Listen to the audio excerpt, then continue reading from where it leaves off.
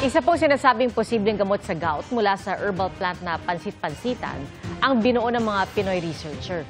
Nakatutok si Nico Wahe. Nobyembre noong nakaraang taon nang bigla raw sumama ang pakiramdam ng 28 anyos na si Nazareth. Parang trangkaso lang, tsaka medyo masakit na yung tuhod tsaka pa ako noon. Bago ako ma-hospital, sumakit na siya ng todo bigla na, as in, hindi ko ma-explain yung sakit, sobrang sakit talaga.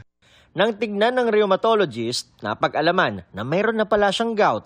May combination na ng nana, tapos meron ng kasamang mga gout crystals na nag-cause ng bakit hindi ko siya ma-move. Nagkaroon daw ako ng gouty arthritis.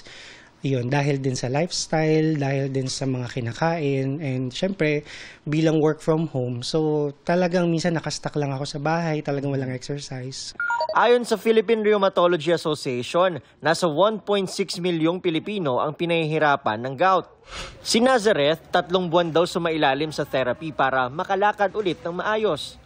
Tuwing sinusumpong ng gout, painkiller daw ang kanyang takbuhan. Maraming nagiging cases din ng complications gaya ng CKD or kidney failures sa too much take ng mga painkillers. Ito rin daw ang gustong maiwasan ng mga researcher ng Institute of Herbal Medicine. Kaya gamit ang herbal plant na kung tawagin ay ulasimang bato o pansit-pansitan, gumawa sila ng gamot para sa gout.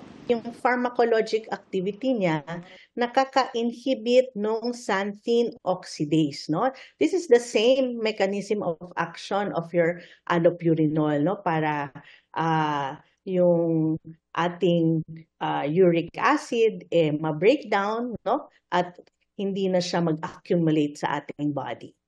100% gawang Pinoy raw ang gamot mula sa pansit-pansitan na 10 taon daw inaral bago maging mabisang gamot sa gout.